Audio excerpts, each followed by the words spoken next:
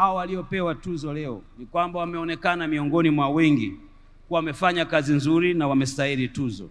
Na kwa kweli nirudie tena kusema kuwa wale wote waliopewa tuzo, tumeangalia profile zao hapa wakati zinawasilishwa.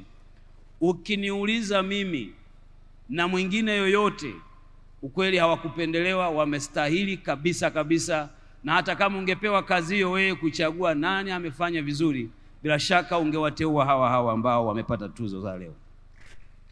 Kwa hiyo hongereni tena na tena. Na mimi kama baba wa watoto wa kike na kama mtu niliyezaliwa na mwanamke, kama kiongozi ninayesimamia wanawake mahali pa kazi, naona fahari kubwa kwa jukwaa hili na tuzo hizi. Kwamba mwanamke katika nchi yake na katika jamii na katika mashughuliko yake yote anakumbukwa na kupewa tuzo kwa kazi zake anazozifanya. Clouds Media, jambo hili mlilofanya halitakuwa tu kazi ya kukutana usiku kama wa leo, lakini itakuwa na wajibu wa kuibua na kuchochea moyo wa kufanya kazi kwa bidii miongoni mwa wanawake na kuwafanya wanawake kuwa wazalishaji wakubwa wa mali, lakini muhimu zaidi kuwa na wao watu wanaoweza kuwa na mchango mkubwa kwenye uchumi wa nchi yetu. Kwa hiyo kuanzisha na kuendeleza jukwaa hili ni kuunga mkono juhudi za serikali na za kwake yeye mwenyewe Dr. Samia Suluhu Hassan, Rais wa Jamhuri ya Muungano wa Tanzania, kwa wanawake kiuchumi na kuongeza ushiriki wao katika sekta mbalimbali na kuhamasisha maendeleo miongoni mwetu. Mtakumbuka ndugu washiriki kuwa Tanzania tumefanikiwa kutatua changamoto mbalimbali zinazowakabili wanawake katika jamii zetu. Pia tumepiga hatua kubwa kuhakikisha kuwa mwanamke anakuwa ni sehemu ya maendeleo katika jamii yetu. Baadhi ya hatua ambazo serikali imechukua ni pamoja na fursa za kielimu, ambako maboresho ya sera ya elimu ya mwaka 2016 pamoja na sera ya elimu ya mwaka 2000 na sera za elimu pamoja na sheria mbalimbali zimetoa fursa kwa mtoto wa kike kupata elimu sawa na mtoto wa kiume, na hivyo kuongeza idadi ya wasomi na wataalamu wanawake katika nchi yetu. Serikali imeweka vile vile mazingira wezeshi kiuchumi na hivyo kufanya fursa za kibiashara na uwekezaji, hasa kifedha na hasa mikopo kutolewa sawa kwa jinsia zote.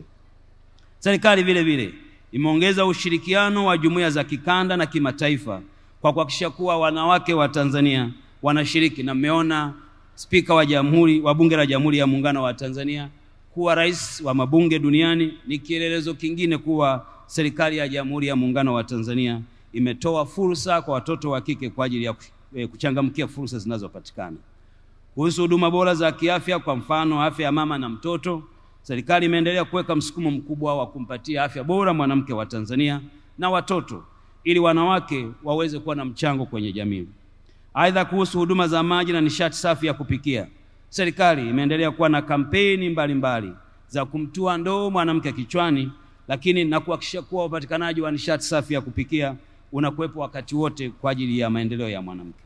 Nitoe rai kwenu wote na hasa Clouds Media, muendelee kutumia fursa hizi za kumtambua mwanamke na kumpa kipaumbele katika harakati mbalimbali tulizonazo, na kuhakikisha kuwa mwanamke akiendelea basi jamii yote inaendelea.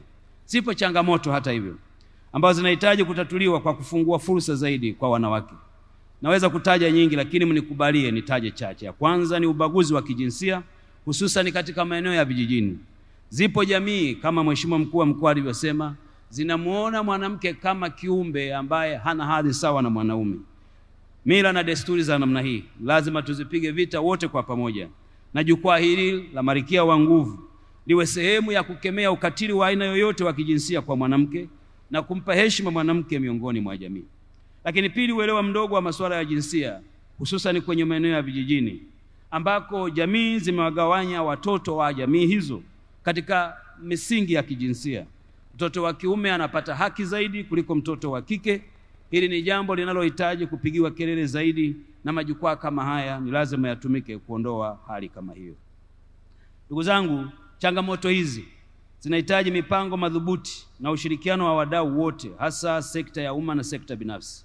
Msemo unaosema umoja ni nguvu, utengano ni udhaifu, msemo huu tuutumie katika kuhakikisha kuwa mtoto wa kike anapata heshima kwenye jamii na mwanamke anapata heshima kwenye mazingira yake ya kazi na mahali popote alipo. Na hivyo nitoe wito na rai kwa wadau wote kushirikiana na serikali kama Clouds Media walivyofanya, kutokomeza changamoto za namna hii na nyinginezo ili kumpa heshima na hadhi mwanamke.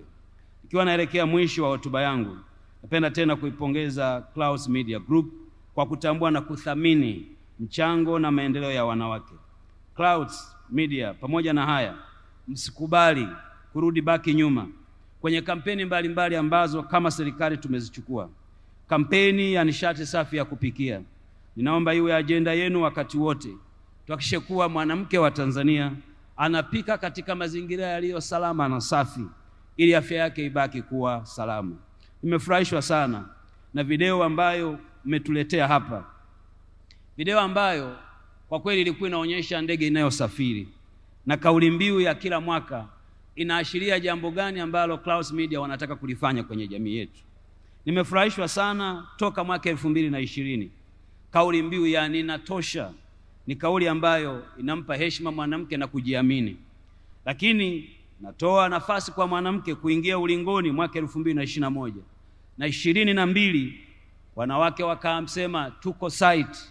Mwaka 2023 wakasema sisi tunasababisha.